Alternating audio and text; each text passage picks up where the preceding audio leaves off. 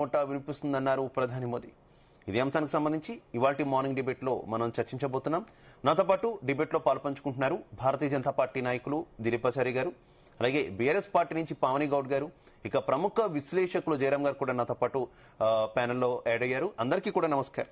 ముందుగా దిలీపాచారి గారు ఏంటి నిన్నటి ప్రధాని మోదీ సభతో ఫుల్ జోష్ లో ఉన్నట్టున్నారు, ఏంటి పార్టీ మొత్తం యాక్టివ్ అయిపోయింది అనుకోవాలా? నమస్తే శివ గారు, మీకు అదేవిధంగా జీ న్యూస్ ప్రేక్షకులకి, మా మిత్రులు డాక్టర్ గారికి, అదేవిధంగా పవన్ గౌడ్ గారికి శుభోదయం. ఈరోజు నిన్న జరిగిన నరేంద్ర మోడీ గారి సభ చూసినాం. మనం అందరం ఆసక్తిగా, తెలంగాణ కాదు దేశం మొత్తం యావత్తు ఆసక్తిగా చూసింది. మేము పార్టీగా, భారతీయ జనతా పార్టీగా మేము నరేంద్ర మోడీ గారి సభ తెలంగాణలో పరేడ్ గ్రౌండ్ సభ ఒక గేమ్ చేంజర్ గా భావిస్తా ఉన్నాం. తెలంగాణ రాజకీయాలని ఇప్పుడు భారతీయ జనతా పార్టీ నిర్దేశించబోతుంది రాబోయే రోజుల్లో అని చెప్పి మేము చెప్పగానే చెప్తున్నాం. ఎందుకు కారణం ఏంటంటే, నిన్న నరేంద్ర మోడీ గారు వస్తూనే ట్వీట్ చేయడం జరిగింది ఎక్స్ లోపల, తెలంగాణ చూపు భారతీయ జనతా పార్టీ వైపు అని చెప్పి. భారతీయ జనతా పార్టీ తెలంగాణ వైపు కాదు. నరేంద్ర మోడీ గారు చెప్పిన పదాలను మనం చాలా కీన్ గా అబ్జర్వ్ చేయాల్సిన అవసరం ఉంది. తెలంగాణ వైపు భారతీయ జనతా పార్టీ కాదు, తెలంగాణ చూపు భారతీయ జనతా పార్టీ వైపు అని చెప్పి వారు చెప్పకనే చెప్పిండు. రెండో అంశం చెప్పిండు, దుష్పరిపాలన. బీఆర్ఎస్ పార్టీ 10 సంవత్సరాల దుష్పరిపాలన, ఇప్పుడు 2.5 సంవత్సరాల కాంగ్రెస్ అసమర్థ పాలన. ఈ 2 అంశాలని చెప్పిన తర్వాత ప్రత్యామ్నాయం ఏముంది? భారతీయ జనతా పార్టీ ఈరోజు ఖచ్చితంగా స్పష్టమైన ప్రత్యామ్నాయంగా తెలంగాణ ప్రజలకు కనిపిస్తుంది అని చెప్పి మేము చెప్పినాము. దాంట్లో భాగంగానే నిన్న జరిగిన పరేడ్ గ్రౌండ్ సభ నభూతోన్న భవిష్యత్తే. 2 లక్షల పైచీలకు మేము 2 లక్షల మంది వస్తారనుకుంటే పైచీలకు మొత్తము సికింద్రాబాద్ మొత్తం జామ్ అయిపోయిన సందర్భం చూసినాము.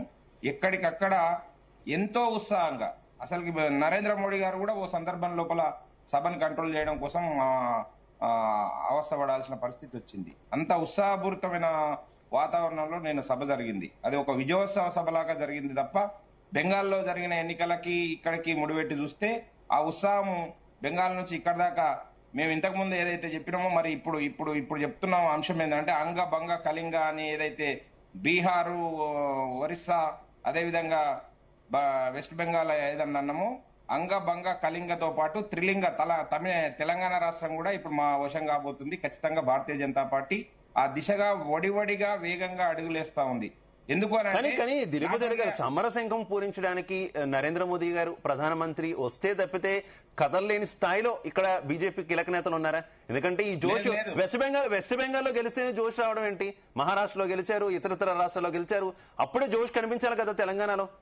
క్యాడర్ కొంత నీరసించిపోయినటువంటి పరిస్థితి ఉంది. కీలక నేతలంతా కూడా యాక్టివ్ గా ఉండట్లేదు, ప్రధాన ప్రతిపక్షంగా అనిపించుకునే స్థాయిలో ఫైట్ చేయట్లేదు. ఇవి భారతీయ జనతా పార్టీ రాష్ట్ర కేడర్ మీద వస్తున్నటువంటి విమర్శలు.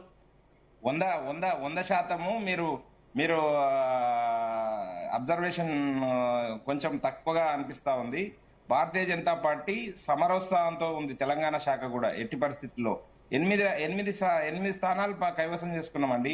భారతీయ జనతా పార్టీ తెలంగాణ లోపల 8 స్థానాలు కైవసం చేసుకున్నాం, ఎంపీ స్థానాలు. బీఆర్ఎస్ పార్టీ 0 స్థానాలకు. కానీ ఆ ఊపు నిలబెట్టుకున్నారా? అదే కదా క్వశ్చన్. ఆ ఊపు నిలబెట్టుకున్నారా? దాని తర్వాత శివగారు, దాని తర్వాత జరిగిన ఎమ్మెల్సీ ఎన్నికల్లో చూడండి, 2 స్థానాలు గెలిచినాం. అధికార పార్టీ 1 స్థానంలో పోటీ చేయలేక జూబ్లీ హిల్స్ లో కనీసం పోటీ ఇవ్వలేకపోయారు. మీకు పట్టు ఉంటుందని చెప్తారు, సిటీలో పట్టు ఉంటుందని చెప్తారు, జూబ్లీ హిల్స్ లో కనీసం పోటీ ఇవ్వలేకపోయారు. మేమేమంటున్నామని అంటే, స్థానికంగా కొన్ని సందర్భాల లోపల ఈక్వేషన్లు, సమీకరణలు, రాజకీయ సమీకరణలు, రాజకీయ గాలి డిఫరెంట్ ఉంటది. చూడండి, మేము అదే చెప్తా ఉన్నాము. మీరు ఎన్ని రకాలుగా ఏ రకంగా మమ్మల్ని క్రియాశీలకంగా లేరు అని చెప్పుకుంటున్నారు. ప్రజలు ప్రతి సందర్భం లోపల భారతీయ జనతా పార్టీ వైపు చూస్తా ఉన్నారు. భారతీయ జనతా పార్టీ రెట్టించిన ఉత్సాహంతో తెలంగాణలో భారతీయ జనతా పార్టీ స్థానాన్ని పదిలం చేసుకోవడం కోసం ప్రయత్నం చేస్తుంది. ఎందుకు కారణం ఏంటంటే, భారతీయ జనతా క్వశ్చన్ మీరు సరిగ్గా అర్థం చేసుకోలేదు దిలీపాచారి గారు. ప్రజలు చూడట్లేదు అని నేను అనట్లేదు, అలాగే పార్టీ అంతా క్రియాశీలకంగా లేదు అనేది కూడా నా ఉద్దేశం కాదు. కానీ కీలక నేతలంతా కూడా చాలా స్తబ్దుగా అయిపోయారు. 2 వ్యక్తులు అంటే 3 గ్రూపులు ఉన్నటువంటి పరిస్థితి తెలంగాణ భారతీయ జనతా పార్టీలో.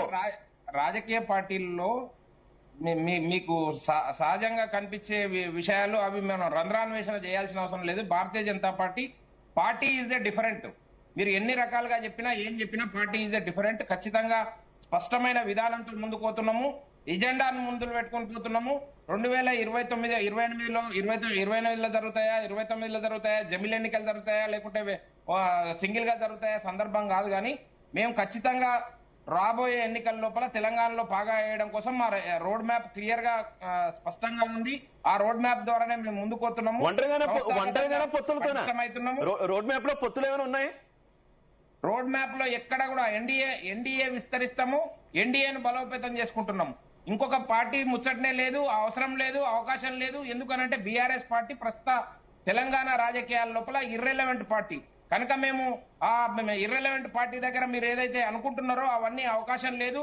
మేము నిన్న కూడా చెప్పినాము, నరేంద్ర మోడీ గారు చాలా స్పష్టంగా చెప్పిర్రు, మాకు ఏ రాష్ట్రాల పైన ఫెడరల్ సిస్టమ్ లో ఏ రాష్ట్రాల పైన చిన్న చూపు లేదు, తక్కువ ఆలోచన లేదు.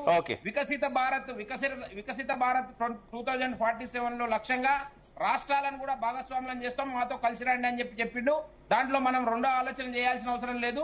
కలిసి వచ్చిన వాళ్ళందరితో కలుపుకొని పోయి ఈ రాష్ట్రాన్ని, ఈ దేశాన్ని కూడా వికసిత భారత్ గా రూపొందడంలో మేము ముందంజలో ఉంటామని చెప్పి ఈ సందర్భంగా తెలియజేస్తున్నాం. Right, okay. పావని గౌడ్ గారు ఏం చెప్తారు?